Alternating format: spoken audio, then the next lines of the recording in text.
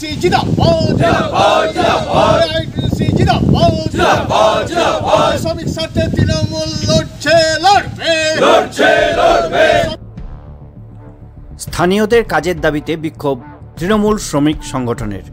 পশ্চিম বর্ধমান জেলার অন্তর্গত পাণ্ডবেশ্বর ঝাঁঝরা ইসিএলের এরিয়া অফিসে বিক্ষোভ দেখালো তৃণমূল শ্রমিক সংগঠনের আইএনটিটিইউসির কর্মীরা। অভিযোগ, এখানে প্রায় 24টি গাড়ি যেগুলি কম রেটে স্থানীয় ছেলেরা চালাচ্ছিল, কিন্তু কর্তৃপক্ষ বাইরের থেকে লোক নিয়ে এসে কাজ করাচ্ছে, যার ফলে স্থানীয় যুবকেরা কাজ থেকে বঞ্চিত হচ্ছে। কর্তৃপক্ষের সঙ্গে এর আগেও বহুবার এ বিষয়ে আলোচনা করা হয়েছে, কিন্তু কাজের কাজ কিছুই হয়নি। এদিন তৃণমূল শ্রমিক সংগঠনের সদস্যরা এই বিক্ষোভ কর্মসূচিতে অংশগ্রহণ করেছিলেন।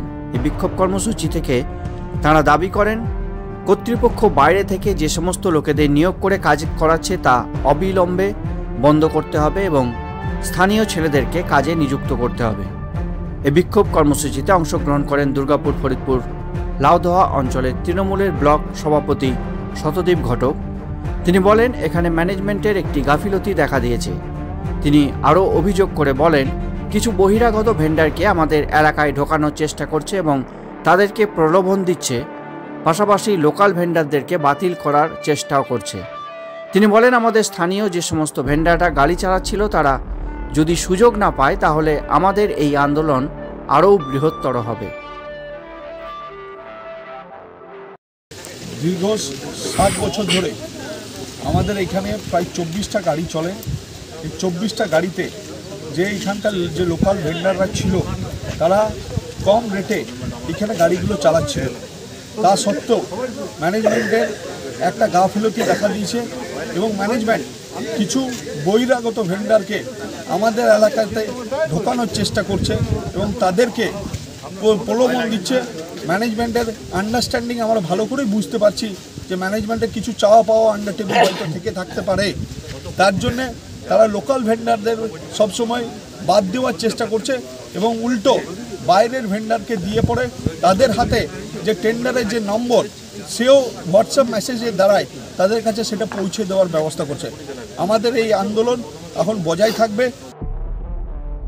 পাশাপাশি এই বিক্ষোভ সম্পর্কে পশ্চিম বর্ধমান জেলার তৃণমূল কংগ্রেসের সহ সভাপতি মৃত্যুঞ্জয় মুখার্জি বলেন, ঝাঁঝরা এরিয়ার বর্তমান কর্তৃপক্ষ আছে, এখানে গাড়ি নিয়ে দীর্ঘদিন ধরে টালবাহানা চলছে। তিনি অভিযোগ করে বলেন, যারা স্থানীয় এতদিন ধরে গাড়ি চালিয়ে আসছেন তাদেরকে সুযোগ না দিয়ে বাইরের থেকে ভেন্ডার আনার চেষ্টা করছেন। তার বিরুদ্ধেই আজকের আমাদের এই প্রতিবাদ। তিনি বলেন, কর্তৃপক্ষ যদি এই দাবি না মানে তাহলে আগামী দিনে তাদের এই আন্দোলন আরও বৃহত্তর আকার ধারণ করবে। এর জমায়েত হচ্ছে যে ঝাঁঝরা এরিয়ার যে বর্তমান কর্তৃপক্ষ তার এই গাড়ি নিয়ে দীর্ঘদিন ধরে টালবাহানা চলছে। যে লোকাল যারা এখানকার আমাদের ছেলে আছে যারা ভেন্ডার এতদিন ধরে গাড়ি চালিয়ে আসছে তাদেরকে সুযোগ না দিয়ে বাইরের থেকে আরও ভেন্ডার আনার চেষ্টা করছে। তার বিরুদ্ধে আমাদের প্রতিবাদ। যদি দাবি না মেটা হয় তাহলে আমাদের আন্দোলন আরও বড় হবে, আন্দোলনের রূপরেখা আরও বড় তৈরি হবে। আজ প্রথম দিন 2 দিন আলোচনার টেবিলে আমরা গেছিলাম, আলোচনা হয়েছে, আলোচনা ফলপ্রসূ হয়নি। আজকে গেটে বিক্ষোভ দেখেছি, এরপর আর বড় আন্দোলনে যাব। আজকে কি কোনো ডেপুটেশন বা কিছু জমা দেওয়া হবে? ডেপুটেশন যদি আমরা এসছি গেটের সামনে শাউটিংয়ের মধ্যে আমরা বুঝতে পারলাম যে আমাদের দাবি একটা লোকাল ভেন্ডারদের সুযোগ দিতে হবে। যদি না দেয়, যদি ওনারা ডাকেন, আমরা আলোচনার টেবিলে যেতে রাজি আছি।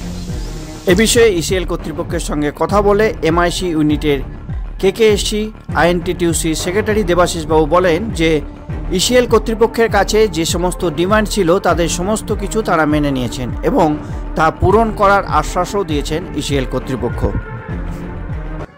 তাহলে আমাদের যে ডিমান্ডগুলো ছিল কর্তৃপক্ষ সহানুভূতির সাথে সেগুলো বিবেচনা করেছে এবং আমরা স্যাটিসফাইড যে ইয়েটা করেছে, তাতে সমস্যার সমাধান মোটামুটি হওয়ার কথাই বলা হয়েছে এবং আবার চালু হয়ে যাবে সব কিছু। কী কী ডিমান্ড ছিল আপনাদের? আমাদের ডিমান্ড ছিল যারা এখানে কাজ দীর্ঘদিন ধরে গাড়ি চালাচ্ছিল তাদের বার করা যাবে না। মোটামুটি সেক্ষেত্রে কোম্পানির কিছু রুলস আছে, সেগুলোকে জিএম সাহেবকে মানতে হবে এবং সেসব মেনেই যাতে এরা থাকে তার ব্যবস্থা করতে হবে। সেটা জিএম সাহেব মোটামুটি এগ্রি হয়েছে।